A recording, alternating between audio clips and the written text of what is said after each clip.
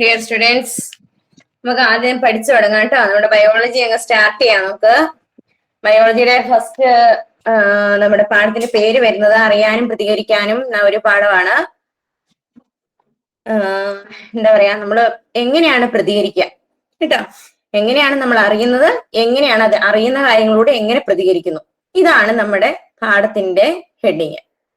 അറിയാനും പ്രതികരിക്കാനും ഹ്യൂമൻ ബോഡിയിൽ സഹായിക്കുന്ന ഓർഗൻസ് ഏതൊക്കെയാണ്, അതിന്റെ സിസ്റ്റം ഏതൊക്കെയാണ്, ഇതൊക്കെയാണ് മനസ്സിലാകുന്നത്. ഓക്കെ, നമുക്ക് ടെക്സ്റ്റിലോട്ട് പോവാം. ടെക്സ്റ്റിൽ എന്തൊക്കെയാണ് പറയുന്നത് എന്നൊക്കെ ഒന്ന് നോക്കാം കേട്ടോ.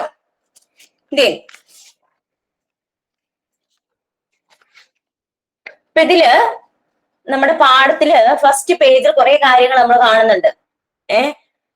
കുറച്ച് കുട്ടികൾ ഇരുന്ന് കളിക്കുകയും ഓടുകയും ഒക്കെ ചെയ്യാണ്.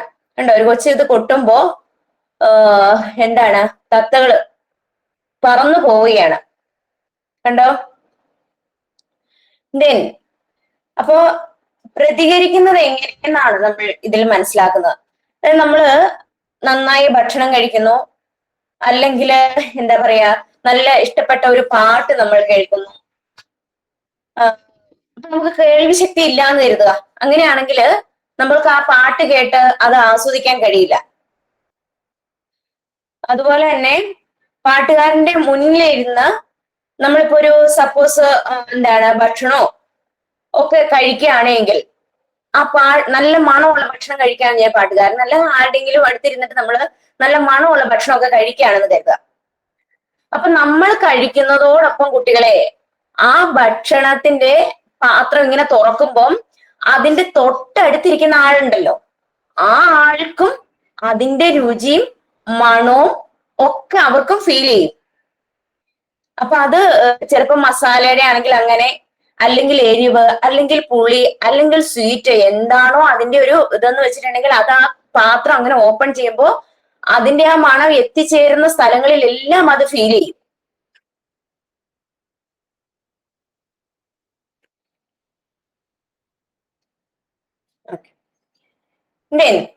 അപ്പൊ ശബ്ദങ്ങൾക്ക് അനുസരിച്ച് ഇതിപ്പോ ഒരു സ്മെല്ലിന്റെ കാര്യമാണ് നമ്മൾ പറഞ്ഞത്. അപ്പൊ ഭക്ഷണം തുറക്കുമ്പോൾ ഉള്ള ആ സ്മെല്ലിന്റെ കാര്യമാണ് പറഞ്ഞത്. അതുപോലെ നമ്മൾ ശബ്ദം കേൾക്കുകയാണെന്ന് കരുതുക. അപ്പൊ അങ്ങനെ ശബ്ദം കേൾക്കുമ്പോൾ വലിയ ശബ്ദമൊക്കെ കേൾക്കുവാണെങ്കിൽ നമ്മുടെ ഈ കൃഷ്ണമണിയിലെ ആ കൃഷ്ണമണി പോലും വികസിക്കും എന്നാണ് പറയുന്നത്. അപ്പോ ഈ ഓപ്പറേഷൻ തിയേറ്ററിൽ ഒക്കെ നിശബ്ദതയാണ്, പൂർണ്ണ സൈലൻസ് ആണ് വരിക. അപ്പൊ എന്തുകൊണ്ടാണെന്നറിയാം, അവിടെ പാട്ടോ അല്ല മറ്റ് ശബ്ദ കോലാഹലങ്ങളോ ഒന്നുമില്ലാതെ വളരെ സൈലന്റ് ആയിട്ട് ചെയ്യാനുള്ള കാര്യം എന്ന് പറയുന്നത് ഇത്തരത്തിൽ ശബ്ദത്തിനങ്ങൾക്കനുസരിച്ച് മണി പോലും വികസിക്കാനുള്ള ഒരു കഴിവുണ്ട്. അതുകൊണ്ടാണ് എന്താണ് ഓപ്പറേഷൻ തിയേറ്റർ ഒക്കെ വളരെ സൈലന്റ് ആവുന്നത്. ശബ്ദം കൊണ്ട് കൃഷ്ണമണി വികസിക്കുന്ന സമയത്ത് സർജന്റെ ആ നോട്ടം കൃത്യമാവില്ല. അപ്പൊ പ്രതികരണം എന്ന് പറയുന്നത് കുട്ടികളെ ഇത്തരത്തിലൊക്കെയാണ് നമ്മുടെ ഹ്യൂമൻ ബോഡിയിൽ. ശബ്ദം കേൾക്കുമ്പോൾ കൃഷ്ണമണി എന്താണ് വികസിക്കുന്നു. അതുപോലെ തന്നെ നമുക്കിപ്പോ മണം അറിയാൻ കഴിഞ്ഞില്ല എങ്കിൽ, മണം അറിയാൻ കഴിഞ്ഞില്ലെങ്കിൽ ഭക്ഷണത്തിന്റെ ആ രുചി എന്ന് പറയുന്നത് നമുക്ക് വേണ്ടത്ര എന്താ പറയാ നമുക്ക് ആസ്വദിക്കാൻ കഴിയില്ല. കണ്ടാൽ മാത്രം പോരാ നമുക്ക്. അതുപോലെ രുചി അറിയാൻ കുട്ടികളെ നാവ് മാത്രം പോരാ. നാവ് മാത്രം കൊണ്ട് നമുക്ക് രുചി അറിയാനും കഴിയില്ല. അപ്പൊ നമ്മൾ രുചി അറിയുന്നു, സംഗീതം ആസ്വദിക്കുന്നു. ഇവിടെ കണ്ടോ, കുട്ടികൾക്ക് ഉണ്ടായ പലവിധ അനുഭവങ്ങളുടെ പ്രതികരണങ്ങളാണ് ആ ചിത്രത്തിൽ കാണിച്ചിരിക്കുന്നത്. ഒരു കുട്ടി കണ്ടോ മുഖം കഴുകുകയാണ്, എന്തോ കണ്ണിൽ പോവാറ്റ ചെയ്തിട്ട് കുട്ടി എന്ത് ചെയ്യുന്നു, വെള്ളം കോരി എന്താണ് മുഖം കഴുകുന്നു. അതുപോലെ ഈ നടന്നു പോകുന്ന ഒച്ചിനെയൊക്കെ ശ്രദ്ധിച്ചിട്ടില്ലേ, അതിന്റെ അഗ്രഭാഗത്തൊക്കെ പോയി ഒന്ന് ടച്ച് ചെയ്ത് കഴിഞ്ഞാൽ എന്താ സംഭവിക്കുക, അതതിന്റെ ആ അല്ല അങ്ങനെ ചുരുട്ടി അതിന്റെ ഒരു തോടില്ലേ ആ തോടിന്റെ ഉള്ളിലേക്ക് കയറ്റും. അതാണ് ഒച്ചിന്റെ പ്രതികരണം. അതുപോലെ ഈ തൊട്ടാവാടി എന്ന് പറയുന്ന ടച്ച് മീ നോട്ട് എന്ന് പറയുന്ന ഒരു ചെടിയുണ്ട്, നിങ്ങൾ ശ്രദ്ധിച്ചിട്ടുണ്ടാവും. അതിൽ പോയി സ്പർശിച്ചാല് ആ സ്പർശനം കൊണ്ട് എന്ത് സംഭവിക്കുക, അതിങ്ങനെ പെട്ടെന്ന് ഇങ്ങനെ ചുരുളും. ഓക്കെ, അപ്പൊ ഇതെല്ലാം പ്രതികരണങ്ങളാണ്. ഹ്യൂമൻ ബോഡി മാത്രമല്ല പ്രതികരിക്കുന്ന, പ്രകൃതിയിലെ എല്ലാവിധ സസ്യ ലതാദികൾക്കും ഒക്കെ എന്താണ് പ്രതികരണം എന്ന് പറയുന്ന സംഭവം ഉണ്ട്. ഓരോന്നിനും ഓരോ വിധത്തിലാണെന്ന് മാത്രം. അപ്പൊ കുട്ടികൾക്ക് മറ്റു ജീവികൾക്ക് വിവിധങ്ങളായ അനുഭവങ്ങൾ ഉണ്ടാവുമല്ലോ, അവ ഏതെല്ലാം ആണെന്നാണ്. കുട്ടി മാമ്പഴം ടേസ്റ്റ് ചെയ്യുന്നതാണ്. മാവിന്റെ ചോട്ടിലിരുന്ന് ഒരു കൊച്ച് മാമ്പഴം രുചിക്കുന്നതാണ് കാണുന്നത് കേട്ടോ. അപ്പൊ മാമ്പഴത്തിന്റെ സീസൺ ആണ്. നിങ്ങൾക്കൊക്കെ ഇപ്പൊ എന്താണ് ഇതൊക്കെ ആയിരിക്കും വീട്ടിലെ നിങ്ങളുടെയൊക്കെ പണി തന്നെ. അപ്പം നമ്മൾ ഒരു മാമ്പഴം കഴിക്കും, നമുക്ക് ടേസ്റ്റ് ഫീൽ ചെയ്യുന്നതുകൊണ്ടാണ് പിന്നെയും നമുക്കത് കാണുമ്പോൾ കഴിക്കാൻ തോന്നുന്നത് അല്ലെ. ഇങ്ങനെ വീട്ടിലൊക്കെ വെച്ച് കഴിയുമ്പോൾ നമുക്ക് ഇതിങ്ങനെ എടുത്ത് കഴിക്കാൻ വേണ്ടി തോന്നും.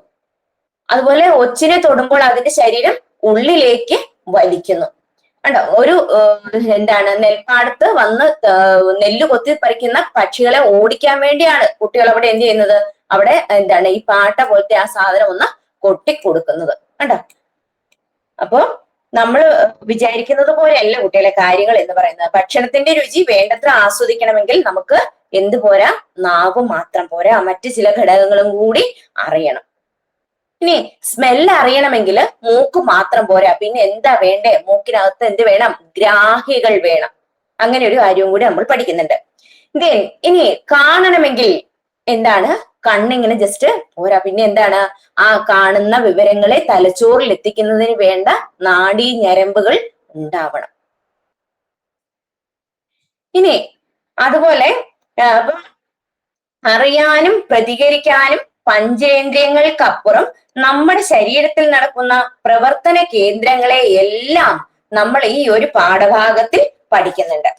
അപ്പൊ ഇത് എളുപ്പമാവണമെങ്കിൽ കുട്ടികളെ ഒരു കുറച്ച് കാര്യങ്ങൾ നമ്മൾ ഇതിനകത്ത് മനസ്സിലാക്കണം. അതായത് നാഡി കോശത്തെ പഠിക്കണം, സിനാപ്സ് പഠിക്കണം, അതുപോലെ എന്താണ് പ്രേരക നാഡികള്, മസ്തിഷ്കം, റിഫ്ലെക്സ് പ്രവർത്തനങ്ങൾ, ഇങ്ങനെ കുറെ കാര്യങ്ങളാണ് ഈ ഒരു പാഠത്തിൽ അറേഞ്ച് ചെയ്ത് വെച്ചിരിക്കുന്നത്. അപ്പൊ ഇവിടെ ചോദിച്ചിട്ടുണ്ട്, ഇവിടെ കുട്ടികളും മറ്റ് ജീവികളും എന്തിനോടൊക്കെയാണ് പ്രതികരിക്കുന്നതെന്ന്. രുചിയോട്, സ്പർശത്തോട്, പിന്നെ എന്താണ് ശബ്ദത്തോട് പ്രതികരിക്കുന്നു അല്ലെ, ശബ്ദത്തിനോട് പ്രതികരിക്കുന്നു.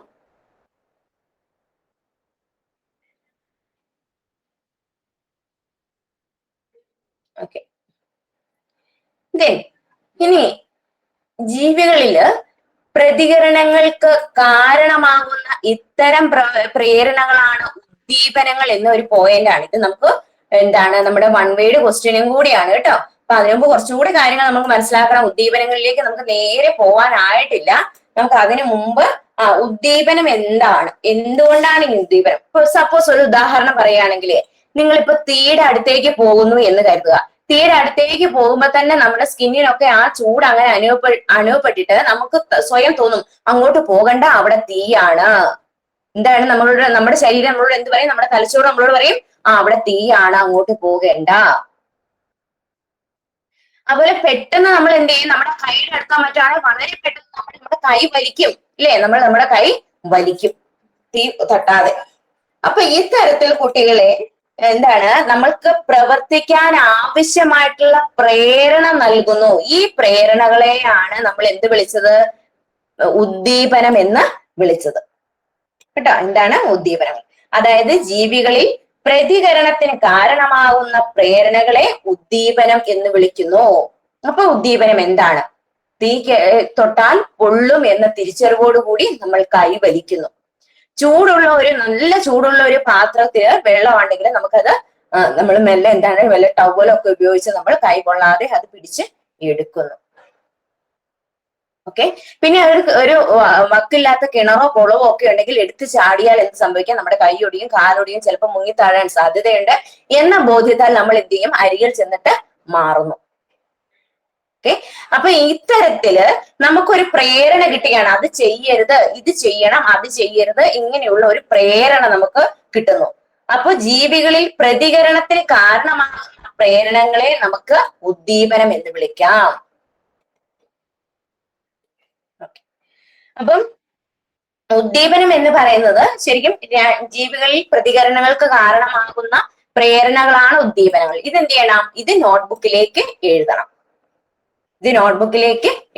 ആദ്യം പഠിക്കേണ്ടത് ഉദ്ദീപനങ്ങളാണ്.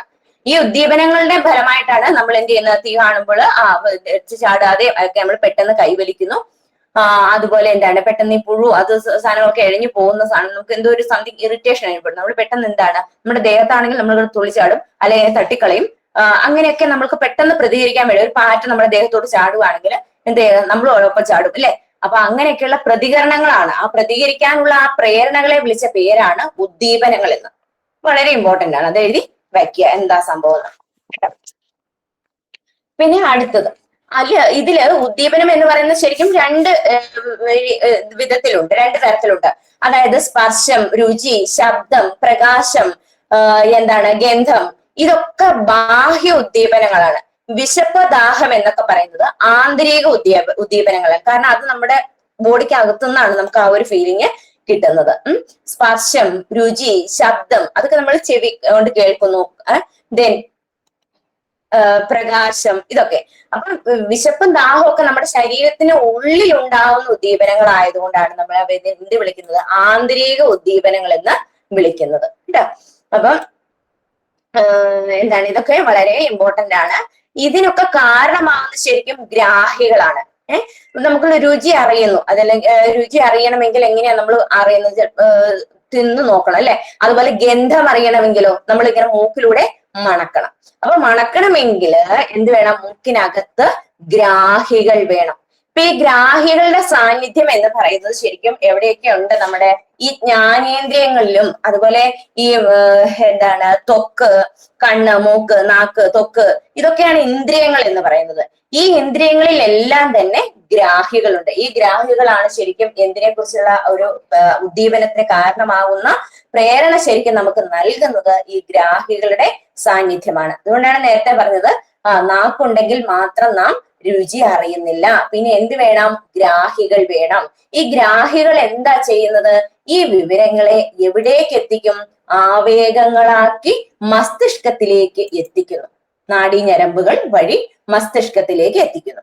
അങ്ങനെ മസ്തിഷ്കമാണ് നമ്മളോട് പറയുന്നത് ഇത് ബിരിയാണിയുടെ സ്മെല്ലാണ്, ഇത് പായസത്തിന്റെ സ്മെല്ലാണ്, അല്ലെങ്കിൽ ഇത് എന്താണ് പരിപ്പ് വടയുടെ സ്മെല്ലാണ് എന്നൊക്കെ നമ്മുടെ തലച്ചോറ് നമ്മളോട് പറഞ്ഞു തരുന്നത് ഈ ഗ്രാഹികൾ കൊടുക്കുന്ന വിവരങ്ങളുടെ അടിസ്ഥാനത്തിലാണ്.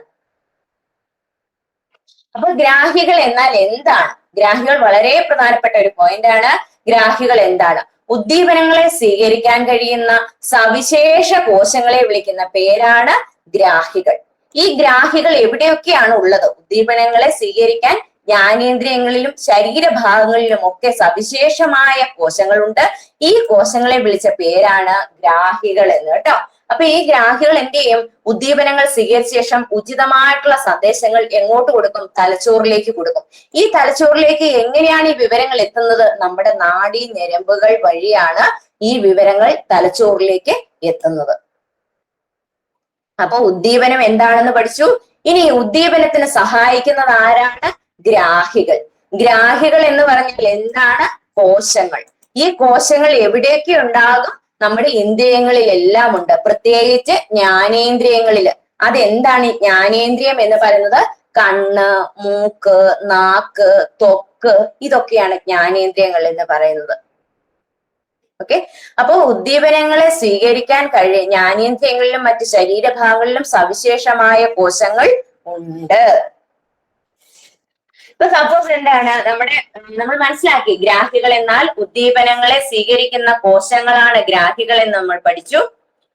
ഇതെല്ലാം നമ്മുടെ സെൻസ് ഓർഗൻസിൽ, ഇന്ദ്രിയങ്ങളിൽ കാണുന്നുണ്ട്. ഈ ഗ്രാഹികൾ എന്താ ചെയ്യുക? ഗ്രാഹികൾ ആവേഗങ്ങൾ ഉണ്ടാക്കി ഈ ആവേഗങ്ങളെ എന്താണ് തരംഗ രൂപത്തിൽ കേട്ടോ, ആവേഗങ്ങളെ മസ്തിഷ്കത്തിലേക്ക് കൊണ്ടുപോകുന്നു. ഈ മസ്തിഷ്കത്തിലേക്ക് വഹിച്ചുകൊണ്ട് പോകുന്നത് എന്താണ്? നാഡീ ഞരമ്പുകൾ വഴിയാണ് എവിടേക്ക് എത്തുന്നത്? ഗ്രാഹികൾ രൂപപ്പെടുന്ന സന്ദേശങ്ങൾ തലച്ചോറിലേക്ക് എത്തുന്നു. അതാണ് നമ്മുടെ പിക്ചർ കാണുന്നത്, നമ്മൾ കണ്ടോ, മസ്തിഷ്കത്തിലേക്ക് വിവരങ്ങൾ എത്തിക്കുന്നതാണ്. നാഡികൾ വഴി നാഡികൾ എങ്ങോട്ടേക്ക് കണക്ട് ചെയ്യപ്പെട്ടിരിക്കുന്നു? സുഷുമ്നയിലേക്ക്. ഈ സുഷുമ്ന ഏറ്റവും നീളം കൂടിയ ഞരമ്പാണ് സുഷുമ്ന നാഡി എന്ന് പറയുന്നത്. ഈ സുഷുമ്ന നാഡിയിലൂടെ വിവരങ്ങൾ എങ്ങോട്ട് എത്തുന്നു? തലച്ചോറിലേക്ക് എത്തുന്നു. അങ്ങനെ തലച്ചോറാണ് നമ്മളോട് കാര്യങ്ങളൊക്കെ പറഞ്ഞു തരുന്നത്.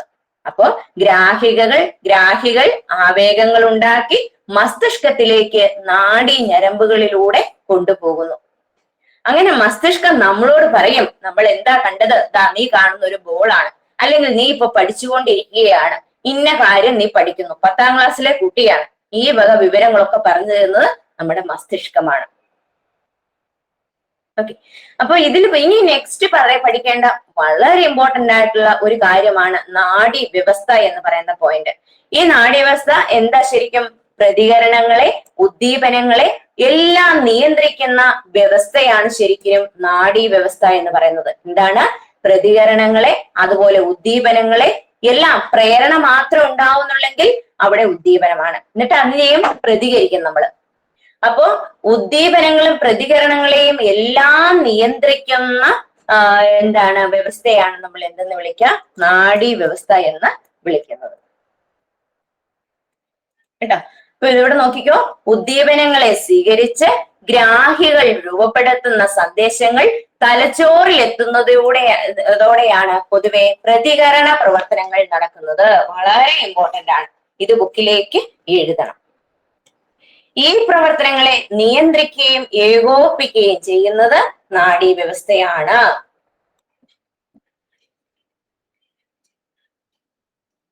അപ്പൊ ഇതെല്ലാം ചേർന്നതാണ് നാഡീ വ്യവസ്ഥ. എന്തൊക്കെ അതിനകത്തുണ്ട്? മസ്തിഷ്കമുണ്ട്, സുഷുമ്നയുണ്ട്, നാഡികളുണ്ട്. ഇതെല്ലാം ചേർന്നതാണ് എന്ത്? നാഡീ വ്യവസ്ഥ എന്ന് പറയുന്നത്.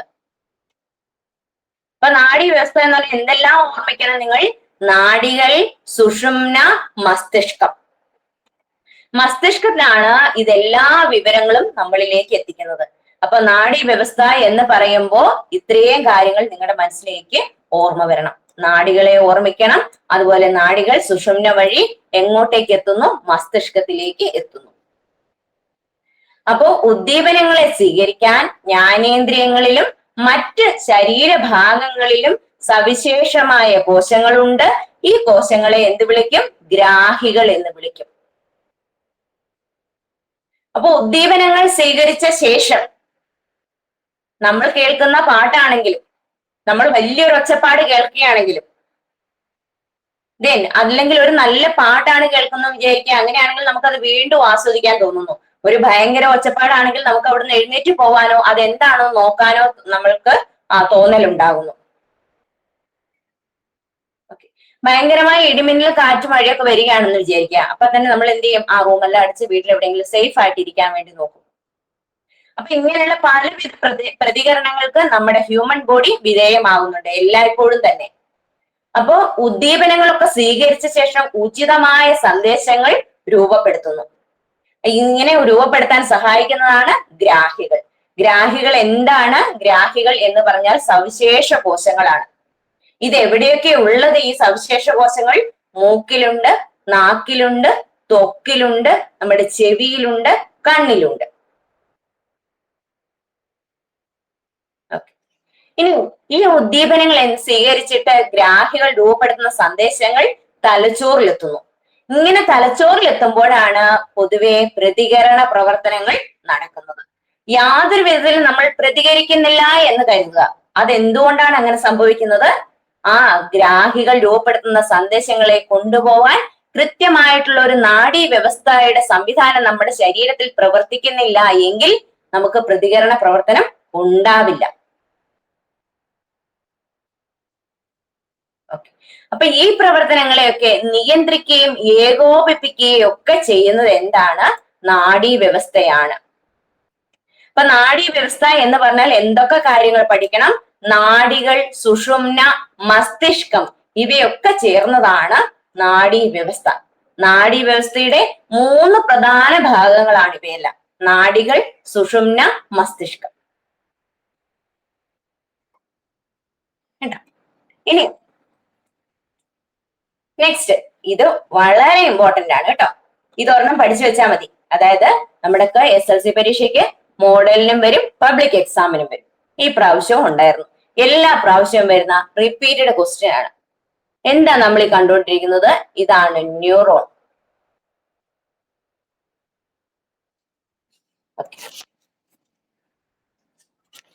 ഇനി നെക്സ്റ്റ് പോയിന്റിലേക്ക് നമുക്ക് പോവാം. കണ്ടോ? ഇതെന്താ നമ്മൾ കണ്ടുകൊണ്ടിരിക്കുന്നത്? ഇതാണ് നാഡീകോശങ്ങൾ. കണ്ടോ? കാണാൻ ഒരു ബ്യൂട്ടി ഒക്കെ ഉണ്ട്. ഇതിന്റെ 2 അഗ്രഭാഗങ്ങളും നിങ്ങൾ ശ്രദ്ധിക്കേണ്ടതാണ്. രണ്ട് അഗ്രഭാഗങ്ങളും. വളരെ ഇമ്പോർട്ടന്റ് ആണ്. ഇത് നന്നായി വിശകലനം ചെയ്ത് പഠിക്കുക. കാരണം നമ്മുടെ ടെക്സ്റ്റിന്റെ ഏറ്റവും കൂടുതൽ നമുക്ക് മാർക്ക് വാങ്ങിച്ചു തരുന്ന ഒരു പാഠഭാഗമാണ് ബയോളജിയുടെ ഫസ്റ്റ് ലെസൺ. അതിൽ തന്നെ ഇതൊക്കെ വളരെ ഇമ്പോർട്ടന്റ് ആണ്. നമുക്ക് ഒരുപാട് ക്വസ്റ്റ്യൻസ് ഇതിൽ ചോദിക്കും. ഇതാണ് നമുക്ക് പഠിക്കേണ്ടത്. ഒരു നാഡീകോശത്തിന്റെ, അതായത് നാഡീകോശങ്ങൾ ചേർന്നാണ് നമ്മുടെ ശരീരം എന്ന് പറയുന്നത്. അതിലെ ഒരു നാഡീകോശത്തെ എടുത്ത് നമ്മൾ പരിശോധിച്ച് പഠിക്കുകയാണ് എന്താണ് നാഡീകോശം എന്ന്. ഇങ്ങനെ കോടിക്കണക്കിന് കോശങ്ങളാണ് നമ്മുടെ ഹ്യൂമൻ ബോഡിയിൽ ഉള്ളത്. അതിൽ ഒരെണ്ണത്തിനെ എടുത്ത് നമ്മൾ പഠിക്കുകയാണ്. നാഡീവ്യവസ്ഥയുടെ അടിസ്ഥാന നിർമ്മാണ ഘടകമാണ് എന്ത്? ന്യൂറോൺ എന്ന് പറയുന്നത് കേട്ടോ. അല്ല, അതായത് ഈ നോക്കുക, അപ്പൊ നാഡീവ്യവസ്ഥയുടെ അടിസ്ഥാന നിർമ്മാണ ഘടകം എന്ന് പറയുന്നത് നാഡീകോശം അഥവാ ന്യൂറോൺ. അപ്പൊ ഈ ഒരു ന്യൂറോണിനെ അല്ലെങ്കിൽ ഒരു നാഡീകോശത്തിന്റെ ഭാഗങ്ങളാണ് നമ്മൾ ഇനി പഠിക്കാൻ പോകുന്നത്. ഒരു നാഡീകോശത്തിന്റെ ഭാഗങ്ങൾ. ഈ നാഡീകോശത്തിന്റെ ഭാഗങ്ങള്, അതിന്റെ സവിശേഷത, അതിന്റെ ധർമ്മം, ഇത്രയും കാര്യങ്ങളാണ് പഠിക്കാനുള്ളത്. ഇത്രയും പഠിച്ചാൽ തന്നെ ഈ ഒരു പാഠം നമുക്ക് ഏകദേശം മനസ്സിലാക്കാൻ പറ്റും. കണ്ടോ? അതിന്റെ ഏറ്റവും അഗ്രഭാഗമാണ് ആ കാണുന്നത്. അതിനെ വിളിക്കുന്ന പേരാണ് ഡെൻഡ്രൈറ്റ്. കണ്ടോ? അറ്റം. അതാണ് ഡെൻഡ്രൈറ്റ് എന്ന് പറയുന്നത്. ഓക്കെ. ഇതിനൊക്കെ ഓരോന്നിനും ഓരോ ചുമതലകളുണ്ട് കേട്ടോ. Dendrite, dendron, ഷാൻകോശം, axon, ആക്സോണൈറ്റ്, synaptic knob, ഇത്രയും കാര്യങ്ങളാണുള്ളത്.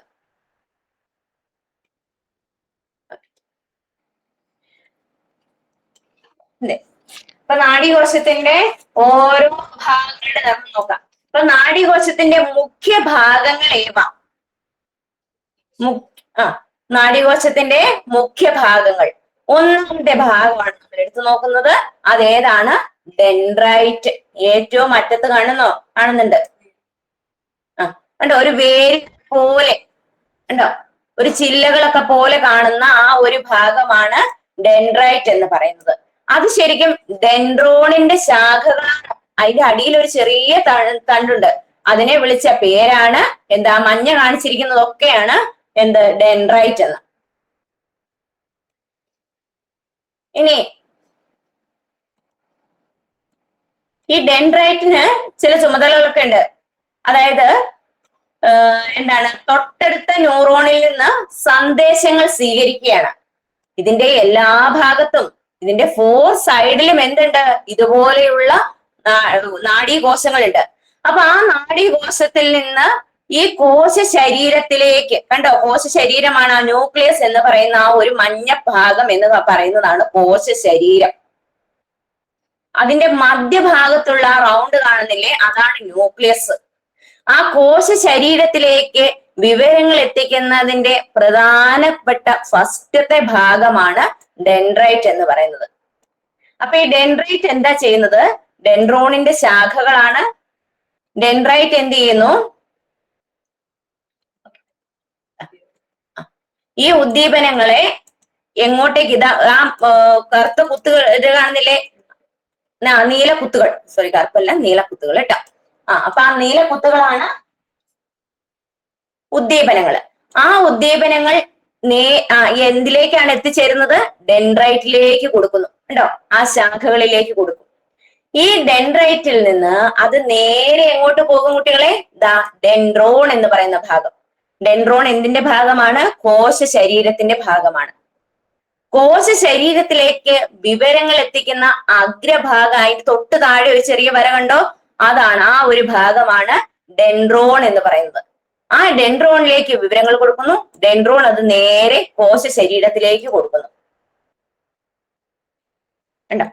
അപ്പോ എന്താണ്? ഡെൻഡ്രൈറ്റ് ഡെൻഡ്രോണിന്റെ ശാഖകളാണ്. തൊട്ടടുത്ത മറ്റ് ഡെൻഡ്രോണിൽ നിന്ന് വിവരങ്ങൾ ശേഖരിച്ച് നേരെ കോശ ശരീരത്തിലേക്ക് കൊടുക്കലാണ് ആരുടെ ഡ്യൂട്ടി എന്ന് പറയുന്നത്? ഡെൻഡ്രോണിന്റെ ഡ്യൂട്ടി. അപ്പൊ ആ നീല കുത്തുകൾ ഇപ്പൊ എവിടെ എത്തി? വിവരങ്ങളൊക്കെ, ഉദ്ദീപനങ്ങളൊക്കെ എവിടെ എത്തി? കോശ ശരീരത്തിലെത്തി. ആ നീലക്കുത്തുകളൊക്കെ എന്താണ്? നീലക്കുത്തുകളൊക്കെ ഉദ്ദീപനങ്ങളാണ്. മഴ പെയ്യാൻ പോകുന്നു, വേഗം വീട്ടിലെ സാധനങ്ങളൊക്കെ വാരിപ്പറക്കി വീടിനകത്ത് വെക്കൂ എന്നുള്ള വിവരം ദേ വരുവാണ് കേട്ടോ. വിവരം വന്നു. വിവരം വന്ന് ഡെൻഡ്രോണിൽ വന്നു. അത് നേരെ എങ്ങോട്ട് കയറി? ഡെൻഡ്രൈറ്റിൽ വന്നു. അത് നേരെ ഡെൻഡ്രോണിലേക്ക് വന്നു. ഡെൻഡ്രോണിൽ നിന്ന് നേരെ എവിടെ എത്തി? കോശ ശരീരത്തിൽ പ്രവേശിച്ചു. അവിടെ വരെ എത്തി. ഇനി ഇത് നേരെ ഒരു നീളം കൂടിയ തണ്ട് കണ്ടോ? ആ നീളം കൂടിയ തണ്ടിനൊരു പേരുണ്ട്. നോക്കാം. ഏറ്റവും നീളം കൂടിയ ഭാഗം അതാണ് ആക്സോൺ. കോശ ശരീരത്തിൽ നിന്നുള്ള നീളം കൂടിയ തന്തുവിനെ വിളിക്കുന്ന പേരാണ് ആക്സോൺ. അതാണ് കാണുന്നത് ആക്സോൺ എന്ന് പറയുന്നത്. അപ്പൊ കോശ ശരീരത്തിൽ നിന്നുള്ള നീളം കൂടിയ തന്തുവിനെ നമ്മൾ എന്ത് വിളിച്ചു? ആക്സോൺ എന്ന് വിളിച്ചു.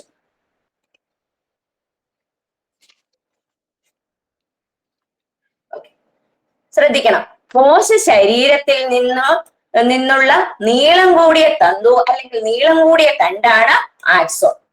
കോശ ശരീരത്തിൽ നിന്ന് ആവേഗങ്ങളെ പുറത്തേക്ക് സംവഹിക്കുന്നു. ഇങ്ങനെ അനേകായിരം കോശങ്ങളിലൂടെ കടന്നാണ് എങ്ങോട്ടേക്ക് എത്തുന്നത്? മസ്തിഷ്കത്തിലേക്ക് ഒരു വിവരം എത്തുന്നത്. അപ്പൊ എന്താണ്? വിതിൻ സെക്കൻഡ് ആണ് ഇതിന്റെയൊക്കെ ഒരു മൂവ്മെന്റ് എന്ന് പറയുന്നത്, ഉദ്ദീപനങ്ങളുടെ മൂവ്മെന്റ് എന്ന് പറയുന്നത് അല്ലെ? വിതിൻ സെക്കൻഡ് ആണ്. മഴ പെയ്യുന്നത് കാണുമ്പോൾ ഓൺ ദ സ്പോട്ടിൽ നമ്മൾ അതിനെതിരെ പ്രതികരിക്കാൻ വേണ്ടി നമ്മുടെ ബോഡി ശ്രമിക്കുന്നു. അപ്പൊ സെക്കൻഡിൽ ഒരു അംശമേ എടുക്കുന്നുള്ളൂ ഇത്തരത്തിൽ ആവേഗങ്ങൾക്ക് അല്ലെങ്കിൽ സന്ദേശങ്ങൾക്ക് കൈമാറാൻ വേണ്ടിയിട്ട്. വളരെ സെക്കൻഡിൽ ഒരു അംശമാണ് അതിന്റെ ഒരു വേഗത എന്ന് പറയുന്നത്. ഓക്കെ, അപ്പൊ അടുത്ത കോശ ശരീരത്തിലെത്തി. അവിടുന്ന് ഉദ്ദീപനങ്ങൾ നേരെ ഏറ്റവും നീളം കൂടിയ തണ്ടായ ആക്സോണിലൂടെ നേരെ കടന്ന് ഇത് നേരെ പോവുകയാണ്. നേരെ പോയിട്ട് പിന്നെ അത് എവിടെ എത്തിച്ചേരും? ആക്സോണിന്റെ അഗ്രഭാഗം ആക്സോണൈറ്റ്. അതെവിടെ എത്തി? ആക്സോണൈറ്റിലെത്തി. കണ്ടോ? ആ മഞ്ഞ ഭാഗമാണ്. ആ കുത്തിലെ ആ പൂമൊട്ടുകൾ പോലെ കാണപ്പെടുന്ന ഭാഗമില്ലേ? ആ ഭാഗമല്ല, അതിന്റെ തൊട്ട് താഴത്തെ ഭാഗമാണ് ആക്സോണൈറ്റ്. ഉണ്ടോ? ആ പൂമൊട്ട് കാണുന്ന ഭാഗമില്ലേ? ആ കുഞ്ഞു കുഞ്ഞു മുത്തുകൾ പോലെ കാണുന്ന ഭാഗം, ആ മുത്തുകൾ പോലെ കാണപ്പെടുന്ന ഭാഗമാണ് സിനാപ്റ്റിക് നോബ് എന്നാണ് അറിയപ്പെടുക. എന്താണ്? Synaptic knob എന്നറിയപ്പെടും.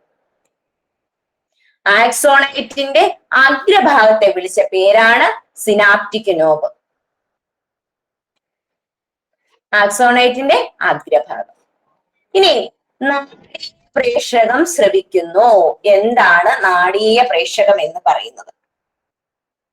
അതായത് നാഡീ ഞരമ്പുകളിലൂടെ പുറന്തള്ളുന്ന ആ സന്ദേശമുണ്ടല്ലോ, ആ സന്ദേശം ഏറ്റവും അവസാനം ചെന്ന് നിൽക്കുന്നത് എവിടെയാണ്? സിനാപ്റ്റിക് നോബിലാണ്. ഈ സിനാപ്റ്റിക് നോബ് എന്താ ചെയ്യുന്നത്? അടുത്ത നാഡീകോശത്തിന്റെ ഡെൻഡ്രൈറ്റിലേക്ക് വിവരങ്ങളെ കൊടുക്കും. കണ്ടോ? അപ്പൊ നമ്മുടെ ഉദ്ദീപനം എവിടെ വരെ വന്നു? ദാ ഇങ്ങ അറ്റത്ത് വരെ എത്തി. അറ്റം വരെ എത്തി. ഇനി മൊട്ടിൽ പ്രവേശിച്ചു. കണ്ടോ? ആ മൊട്ടിൽ പ്രവേശിച്ചു. അതേതാണ്? സിനാപ്റ്റിക് നോബിലെത്തി. ഈ സിനാപ്റ്റിക് നോബിൽ നിന്ന് അത് വീണ്ടും എങ്ങോട്ട് തന്നെ പോകും കുട്ടികളെ? വീണ്ടും പോകുന്നത് അടുത്ത കോശത്തിന്റെ തൊട്ടടുത്തുള്ള നാഡീകോശത്തിന്റെ അഗ്രഭാഗം. അതേതാണ് തൊട്ടടുത്തുള്ള നാഡീകോശത്തിന്റെ അഗ്രഭാഗം എന്ന് പറയുന്ന? ഡെൻഡ്രൈറ്റ്. കണ്ടോ? ആ ശാഖകൾ പോലുള്ളത്. ഇങ്ങനെയാണ് ഇവ തമ്മിൽ ബന്ധിക്കപ്പെട്ടിരിക്കുന്നത്. സിനാപ്റ്റിക് നോബിലൂടെ കടന്ന് കണ്ടോ? ഇങ്ങനെയാണ് നാഡീ ഞരമ്പുകൾ എന്ന് പറയുന്നത്, അല്ലെങ്കിൽ നമ്മുടെ നാഡീകോശങ്ങൾ എന്ന് പറയുന്നത്, ന്യൂറോൺ എന്ന് പറയുന്ന സംഭവം ഇങ്ങനെയാണ് കണക്ട് ചെയ്യപ്പെട്ടിരിക്കുന്നത് ഹ്യൂമൻ ബോഡിയിൽ. ഇപ്പൊ നമ്മുടെ ഉദ്ദീപനം എവിടെ വരെ എത്തി? സിനാപ്റ്റിക് നോബിലെത്തി. ഈ സിനാപ്റ്റിക് നോബ് തൊട്ടടുത്ത ഒരു ന്യൂറോണിന്റെ ഡെൻഡ്രൈറ്റുമായി കണക്ട് ചെയ്യപ്പെട്ടിരിക്കുന്നു. കണ്ടോ? തൊട്ടടുത്ത ഒരു ന്യൂറോണിന്റെ ഡെൻഡ്രൈറ്റുമായി കണക്ട് ചെയ്യപ്പെട്ടിരിക്കുന്നു. കണ്ടോ? അപ്പൊ സിനാപ്റ്റിക് നോബിൽ നിന്ന് അടുത്ത കോശത്തിന്റെ അടുത്ത ന്യൂറോണിന്റെ ഇങ്ങനെയാണ് ഒരു ഉദ്ദീപനം സഞ്ചരിക്കുന്ന വഴി എന്ന് പറയുന്നത്. ഇങ്ങനെയാണ്, ഇപ്രകാരമാണ് സഞ്ചരിക്കുക. ഇതിങ്ങനെ നമ്മുടെ ഹ്യൂമൻ ബോഡിയിലൂടെ അങ്ങനെ സഞ്ചരിച്ച് എവിടെ എത്തും? ഇത് നമ്മുടെ തലച്ചോറിൽ എത്തുന്നു. ഓക്കെ, അപ്പോ കുട്ടികളെ, ഇതാണ് നമ്മുടെ നാഡീകോശത്തിന്റെ ഒരു സ്ട്രക്ചർ എന്ന് പറയുന്നത്. ഇത് വളരെ ഇമ്പോർട്ടന്റ് ആണ്.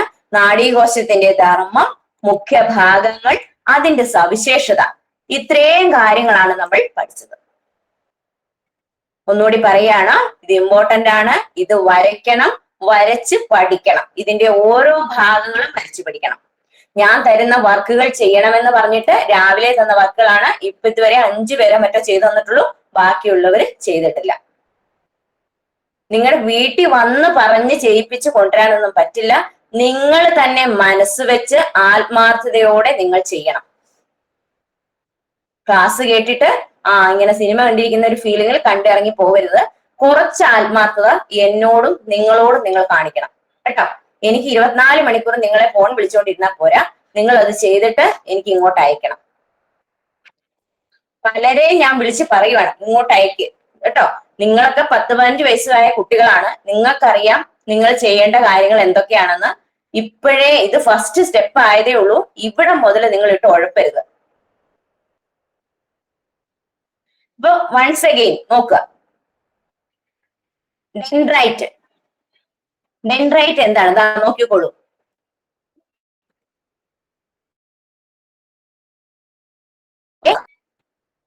ഈ ന്യൂറോണിന്റെ അഗ്രഭാഗം ഇത് മറ്റു ന്യൂറോണുമായിട്ട് കണക്റ്റഡ് ആണോ? അതെ, കണ്ടോ, കണക്റ്റഡ് ആണ്. ഒരു ഡെൻഡ്രൈറ്റ് മറ്റൊരു സിനാപ്റ്റിക് നോബുമായിട്ട് കണക്റ്റഡ് ആണ്. സിനാപ്റ്റിക് നോബ് എന്താ? ഒരു ന്യൂറോണിന്റെ ഒരു ഭാഗം, ഒരു അഗ്രം, അതിന്റെ സ്റ്റാർട്ടിംഗ് പോയിന്റ് ആണ് ഡെൻഡ്രൈറ്റ് എന്ന് പറയുന്നത്.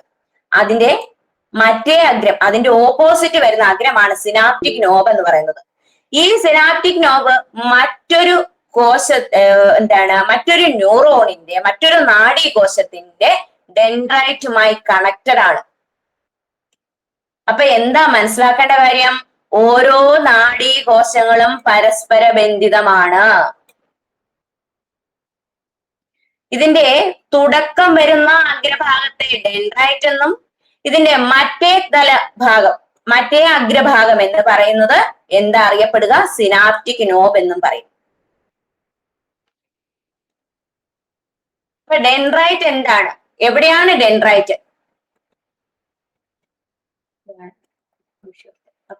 ഇതാണ് ഡെൻഡ്രൈറ്റ്. ഇത് മറ്റേ ഒരു കോശത്തിന്റെ അല്ലെങ്കിൽ മറ്റൊരു നാഡീകോശത്തിന്റെ ഏത് ഭാഗമായിട്ട് കണക്റ്റഡ് ചെയ്യപ്പെടുന്നത്? മറ്റൊരു നാഡീകോശത്തിന്റെ സിനാപ്റ്റിക് നോബുമായി. അപ്പോൾ ഡെൻഡ്രൈറ്റ് ഒരു നാഡീകോശത്തിന്റെ ഡെൻഡ്രൈറ്റ് മറ്റൊരു നാഡീകോശത്തിന്റെ ഈ ഭാഗമില്ലേ, ഇതുമായിട്ട് അങ്ങനെ കണക്റ്റ് ആയിരിക്കും.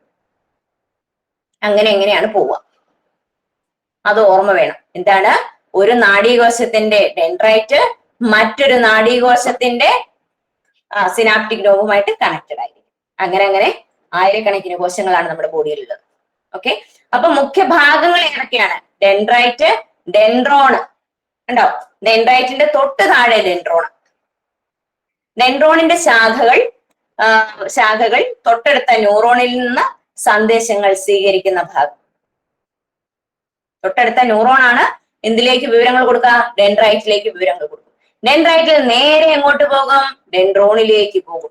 ഡെൻഡ്രോണിൽ നിന്ന് നേരെ എങ്ങോട്ട് പോകും? കോശസ്തരത്തിലേക്ക് പോകും. കോശസ്തരത്തിൽ നിന്ന് എങ്ങോട്ട് പോകും? ആക്സോണിലേക്ക് പോകും. ആക്സോണിൽ നിന്ന് എങ്ങോട്ട് പോകും? ആക്സോണൈറ്റിലേക്ക് പോകും. ആക്സോണൈറ്റിൽ നിന്ന് എങ്ങോട്ട് പോകും? സിനാപ്റ്റിക് നോബിലേക്ക് പോകും. സിനാപ്റ്റിക് നോബിൽ നിന്ന് വീണ്ടും എങ്ങോട്ട് പോകുന്നു? ഡെൻഡ്രൈറ്റിലേക്ക് പോകുന്നു. അങ്ങനെ അങ്ങനെ ആ പ്രക്രിയ തുടരുന്നു. അടുത്ത ന്യൂറോണിന്റെ ഡെൻഡ്രൈറ്റിലേക്ക് പോകുന്നു. അങ്ങനെ അങ്ങനെ ആ ഒരു പ്രവർത്തനം എവിടെ വരെ എത്തുന്നു? തലച്ചോറ് വരെ പോകുന്നു. അപ്പൊ ഇതാണ് ഒരു നാഡീകോശത്തിന്റെ മുഖ്യ ഭാഗങ്ങൾ എന്ന് പറയുന്നത്. ഡെൻഡ്രൈറ്റ്, ഡെൻഡ്രോണ്, ഷാൻകോശം, പിന്നെ ആക്സോണ്, ആക്സോണൈറ്റ് ആൻഡ് സിനാപ്റ്റിക് നോബ്. ഇനി ഷാൻകോശങ്ങൾ എന്താണ്? ഷാൻകോശങ്ങൾ എന്ന് പറയുന്നത് ആക്സോണിനെ വലയം ചെയ്യുന്ന, കണ്ടോ ആ വട്ടം വട്ടം കാണുന്നില്ലേ? ആ വട്ടം വട്ടമാണ് ഷാൻകോശങ്ങൾ. ഈ ഷാൻകോശങ്ങളിൽ സ്തരമാണുള്ളത്. അതിനെ നമ്മൾ പറയുന്നത് മൈലിൻ ഷീത്ത് എന്നാണ്. ഷാൻകോശങ്ങളെ കവർ ചെയ്ത് ഉള്ള എന്താണ് സ്ഥലത്തെ പറയുന്ന പേരാണ് മൈലിൻ ഷീത്ത്. കണ്ടോ, ആക്സോൺ എന്ന് പറയുന്ന ആ തണ്ടാണ്. ആ തണ്ടിനെ പൊതിഞ്ഞിരിക്കുന്ന ഒരു സ്ഥലമുണ്ട്, ആ സ്ഥലത്തിനെ വിളിച്ച പേരാണ് മൈലിൻ ഷീത്ത്.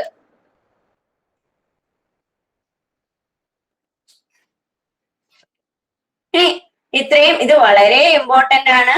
ഇതിൽ നമ്മൾക്ക് പഠിക്കാനുള്ള കാര്യങ്ങൾ എന്തൊക്കെയാന്ന് വെച്ചാൽ നാഡീകോശങ്ങൾ എന്താണെന്ന് നിങ്ങൾ മനസ്സിലാക്കണം. നാഡീകോശത്തിന്റെ മുഖ്യ ഭാഗങ്ങൾ എന്താണെന്ന് പഠിക്കണം. അതിന്റെ സവിശേഷത എന്താണെന്നും എന്താണ് അതിന്റെ ധർമ്മം എന്നിവയൊക്കെ പഠിക്കണം.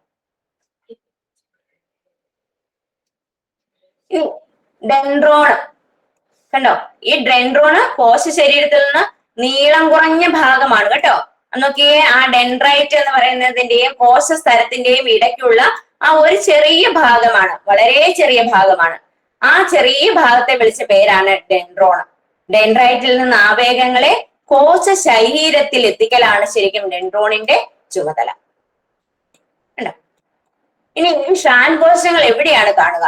ഷാൻകോശങ്ങൾ കാണുന്നത് എവിടെയാണ്? അത് നോക്കിക്കോളൂ, നമ്മുടെ ആക്സോണിനെ വലയം ചെയ്യുന്ന കോശങ്ങളാണ് ഷാൻകോശങ്ങൾ. കണ്ടോ, വലയം ചെയ്ത് കണ്ടോ, ആ വലയം ചെയ്തിരിക്കുന്ന സംഭവമാണ് ഷാൻകോശങ്ങൾ. ഈ ഷാൻകോശ ഇങ്ങനെ വലിപ്പത്തിൽ കാണുന്നില്ലേ, അതിനെയാണ് ഷാൻകോശങ്ങൾ എന്ന് പറയുന്നത്. ഒരു വലയം ചെയ്ത് വലിപ്പത്തിൽ കാണുന്നുണ്ട്, നിങ്ങൾ അങ്ങനെ കാണാം, ഒരു ബാറ്ററി ഷേപ്പിൽ അങ്ങനെ കാണുന്നുണ്ട്. അതാണ് സംഭവം എന്താ ഷാൻകോശങ്ങൾ എന്ന് പറയുന്നത്. ഇനി അടുത്ത ആക്സോൺ ആണ്. ആക്സോൺ എന്ന് പറയുന്നത് കോശ സ്ഥലത്തിൽ നിന്ന് എങ്ങോട്ട് പോകുന്നതാണെന്ന് നോക്കിക്കേ. ഏറ്റവും ആക്സോണിലേക്കുള്ള ആക്സോൺ എന്ന് പറയുന്നത് കോശ ശരീരത്തിൽ നിന്ന് വിവരങ്ങളെ പുറത്തേക്ക് കൊണ്ടുപോവുകയാണ് ചെയ്യുന്നത്. കോശ ശരീരത്തിൽ നിന്ന് വിവരങ്ങളെ പുറത്തേക്ക് എത്തിക്കുന്ന ഭാഗമാണ് ആക്സോൺ എന്ന് പറയുന്നത്. അത് എങ്ങോട്ടാ കൊണ്ടുപോവുക? ആക്സോണൈറ്റിലേക്ക് കൊണ്ടുപോകും. അപ്പൊ കോശ ശരീരത്തിലെത്തിയ വിവരങ്ങളെ പുറത്തേക്ക് കൊണ്ടുപോകലാണ് ശരിക്കും ആക്സോണിന്റെ ചുമതല. ഇനി എന്താണ് ആവേഗങ്ങൾ എന്ന് പറയുന്നത്? സന്ദേശങ്ങളാണ്. ആ സന്ദേശങ്ങളെ എങ്ങോട്ട് കൊണ്ടെത്തിക്കും? ഓക്കെ, അത് എങ്ങോട്ടേക്ക് എത്തിക്കും? ആക്സോണൈറ്റിലേക്ക് എത്തിക്കും. തരംഗ രൂപത്തിൽ സഞ്ചരിക്കുന്ന ഇലക്ട്രോണിക് തരംഗങ്ങളൊക്കെ പോലെയാണ് ശരിക്കും ഈ സന്ദേശങ്ങൾ നമ്മുടെ ഹ്യൂമൻ ബോഡിയിൽ വർക്ക് ചെയ്യുന്നത്. ആവേഗങ്ങൾ എന്ന് പറയുന്നത് ഇത്രയും സെക്കൻഡിൽ ഒരു അംശം കൊണ്ട് വളരെ വേഗത്തിൽ സഞ്ചരിക്കുന്ന തരംഗ രൂപത്തിൽ ആണ് സന്ദേശങ്ങളുടെ ഒരു പോക്ക് എന്ന് പറയുന്നത്. ഇപ്പൊ ഇലക്ട്രോണിക് തരംഗങ്ങളൊക്കെ പോലെ അത്രയധികം സ്പീഡിലാണ്, സെക്കൻഡിൽ ഒരു അംശം എടുത്തിട്ടാണ് ഈ ആവേഗങ്ങൾ എന്ന് പറയുന്നത്, അല്ലെങ്കിൽ സന്ദേശങ്ങൾ ഇങ്ങനെ ഇലക്ട്രോണിക് തരംഗങ്ങൾ പോലെ സഞ്ചരിക്കുന്നത്. അപ്പൊ കോശ ശരീരത്തിൽ നിന്ന് ആവേഗങ്ങളെ പുറത്തേക്ക് കൊണ്ടുപോകലാണ് ആരുടെ ചുമതല? ആക്സോണിന്റെ ചുമതല.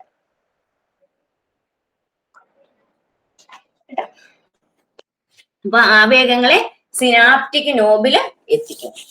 ഇനി സിനാപ്റ്റിക് നോബ് ആക്സോണൈറ്റിന്റെ അഗ്രഭാഗത്തെ ആക്സോണൈറ്റ് കേട്ടോ. അപ്പൊ ആക്സോണൈറ്റ് എന്താ നോക്കില്ല അല്ലെ. ആക്സോണിന്റെ ശാഖകളെയാണ് ആക്സോണൈറ്റ് എന്ന് നമ്മൾ വിളിച്ചത്.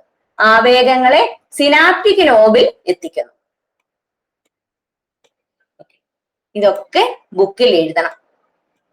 ഇനി സിനാപ്റ്റിക് നോബ് എന്താണ്? കാണുന്നില്ലേ, ആ മുത്തുകൾ പോലെ, ആ മുത്തൊന്ന് ഓർത്താ മതി കേട്ടോ. മുത്തോ പൂമൊട്ടോ ഒക്കെ പോലെ കാണുന്ന ആ ഭാഗമാണ് സിനാപ്റ്റിക് നോബ്. അപ്പൊ ആക്സോണൈറ്റിന്റെ അഗ്രഭാഗത്തെ വിളിച്ച പേരാണ് സിനാപ്റ്റിക് നോബ്. ഇനി എന്താണ് ഇതിന്റെ ചുമതല? ഇത് ശരിക്കും ഒരു ട്രാൻസ്മിറ്റർ ആണ് കേട്ടോ. എന്താണ് ട്രാൻസ്മിറ്റർ എന്ന് പറയുന്ന? വിവരങ്ങൾ കൈമാറാൻ നിൽക്കുന്ന ഒരു മധ്യവർത്തിയാണ് ശരിക്കും ഇത്. അടുത്ത ന്യൂറോണിലേക്ക് വിവരങ്ങൾ കൊടുക്കുകയാണ് ശരിക്കും സിനാപ്റ്റിക് നോബ് എന്ന് പറയുന്നത്. അതുകൊണ്ട് അതിനെ ഒരു ട്രാൻസ്മിറ്റർ ആയിട്ടാണ് കണക്കാക്കുക. കൈമാറ്റക്കാരനാണ്, വിവരങ്ങൾ കൈമാറാൻ വേണ്ടി നിൽക്കുകയാണ്. നാഡീയ പ്രേഷകം, അതായത് നാഡീ ഞരമ്പുകൾ വഴി വന്ന ആ ഒരു സന്ദേശത്തെ കൈമാറാൻ നിൽക്കുന്ന സംഭവമാണ് സിനാപ്റ്റിക് നോബ് എന്ന് പറയുന്നത്. അതുകൊണ്ട് അതിനെ നാഡീയ പ്രേഷകം എന്നാണ് വിളിക്കുന്നത്. അത് ശരിക്കും പറഞ്ഞിട്ടുണ്ടെങ്കിൽ കുട്ടികളെ ഒരു രാസപദാർത്ഥമാണ് ശരിക്കും സിനാപ്റ്റിക് നോബ് എന്ന് പറയുന്നത്. അവിടുന്ന് തൊട്ടടുത്ത ഇതിലേക്ക് വിവരങ്ങൾ കൊടുക്കുകയാണ് ചെയ്യുന്നത്. നാഡീയ പ്രേഷകം സ്രവിക്കുന്നുണ്ട്. അടുത്ത ന്യൂറോണിലേക്ക് വിവരങ്ങൾ കൈമാറാൻ വേണ്ടി നിൽക്കുന്ന ഒരു ഭാഗമാണ് സിനാപ്റ്റിക് നോബ് എന്ന് പറയുന്നത്. വിവരങ്ങൾ എന്താണോ ആ വിവരങ്ങളെ കറക്റ്റ് എന്താണ് ആക്സോൺ വഴി ആക്സോണൈറ്റിൽ എത്തിച്ചു, അവിടുന്ന് സിനാപ്റ്റിക് നോബിലെത്തി, സിനാപ്റ്റിക് നോബ് എന്ത് ചെയ്യുന്നു, അതിനെ അടുത്തതിലേക്ക് ഇട്ട് കൊടുക്കുകയാണ്. അതായത് അതായത് പിന്നെ അടുത്ത കോശത്തിലേക്ക്, അതായത് അടുത്ത ന്യൂറോണിന്റെ അഗ്രഭാഗമായ ഡെൻഡ്രൈറ്റിലേക്ക് വിവരങ്ങൾ ഇട്ട് കൊടുക്കാൻ വേണ്ടിയുള്ള ഒരു ഭാഗമാണ് സിനാപ്റ്റിക് നോബ് എന്ന് പറയുന്നത്.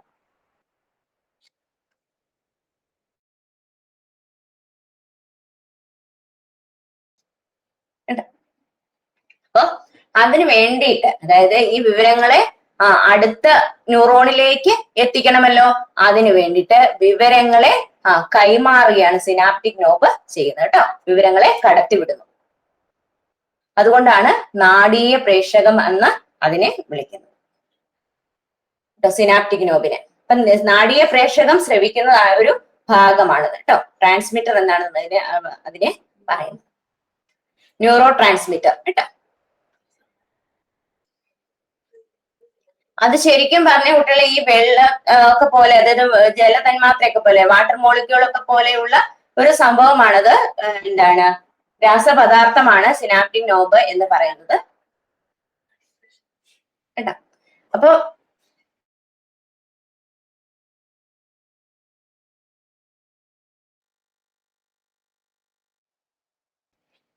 കുട്ടികളെ റെക്കോർഡ് ആകുന്നുണ്ടോ എന്നൊന്ന് ജസ്റ്റ് ചെക്ക് ചെയ്ത് നോക്കിയതാണേ.